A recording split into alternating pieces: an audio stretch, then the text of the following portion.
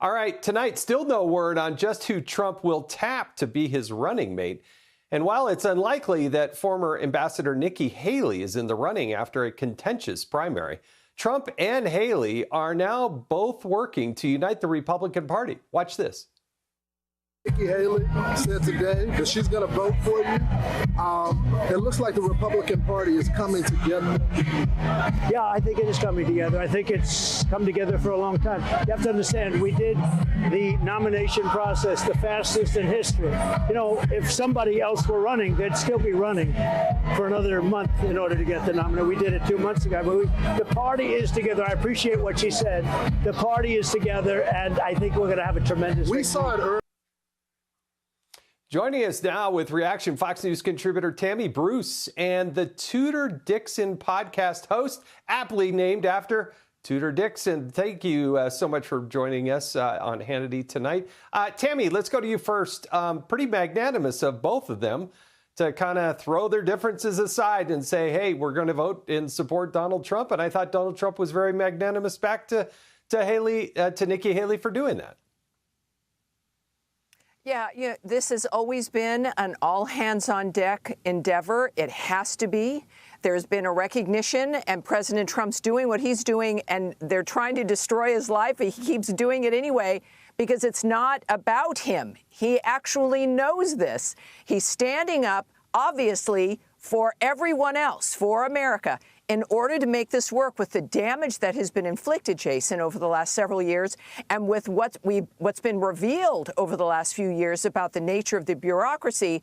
Trump needs everybody on deck. The talent bench for the GOP is deep. And I also like Nikki Haley. And I appreciate ambition. She's an ambitious woman. The founders knew that it was, well, they've cast it as ambitious men. And it's really ambitious people who saved this nation. So, but he also needs people in the closest realm whom he can trust, because we've also seen with the betrayal, the lack of decorum and appreciation for him and certain other staff members over the years. So considering the nation's at stake, it's got to be people around him who understand the American people, why we are choosing him, the job that he's got to get done, that only he can do, but he needs the support of a team. And I think Haley understands that.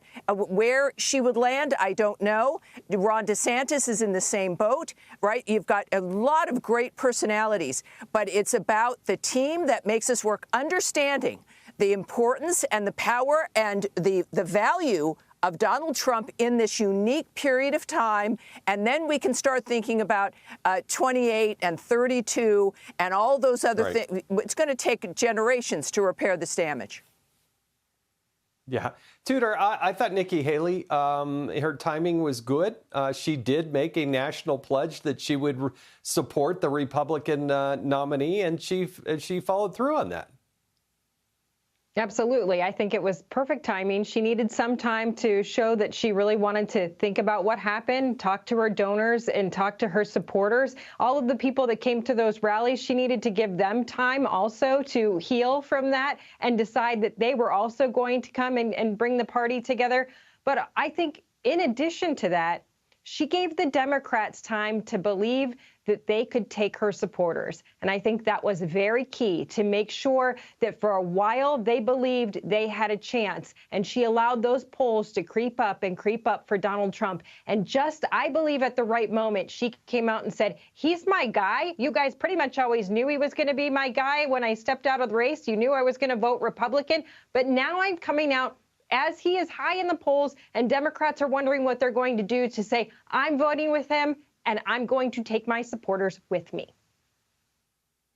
So the job of anybody running for office is it to expand the tent, right? To go out and get those independent voters and voters that would have voted on the other side of the aisle, maybe for somebody else.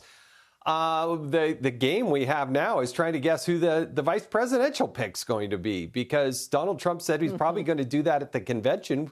That's less than 2 months away. So what's your best bet for each of you? What's your guess? Who should Donald Trump pick for his vice president? Tammy, go first, please. Well, you know, I've always thought the best team was Trump and DeSantis. We saw with the governor that he wasn't quite sure about how to handle a national campaign. That tells you that there is something that there's a few things to learn before you become president. Being in that vice presidency would help him understand that what's happening to Trump isn't just for Trump, that this is, again, about teamwork, but it's also about the power of a personality.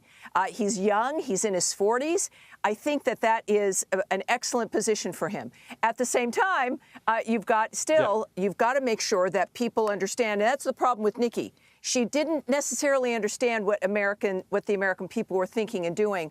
But I think DeSantis should be the choice. But there's plenty of others, and I'll be thrilled with whoever he picks. All right, Tudor, you're up. Who's your best bet? You know, I agree. I actually don't think that it's that important. I think the people that he is looking at right now, the lists that have been leaked, if they are accurate, all of those people would make a great vice president and would be able to step into that position if need be. They would be a fabulous pair, but Donald Trump doesn't need to come out with a vice presidential pick to get people to come onto his team and to vote for him. People are coming out for Donald Trump. So as much as we talk about the vice presidency, it's really about him, and no one is going to help him or hurt him. He's going to carry that person through. Well, I think I agree with both of you. I think there's a lot of good people out there. Governor DeSantis, Senator Tim Scott, Senator Marco Rubio, John Radcliffe, the former congressman, Robert O'Brien, the former national security advisor. But the best analysis I heard so far is that Dr. Ben Carson, because he probably doesn't want to become the next president, even though he's highly qualified, he won't be trying to run while he's in office for 4 years as the vice president. That's an interesting thing, and I'm sure we'll talk a lot more about that on Hannity. Tammy Bruce, Tudor Dixon, thank you so much.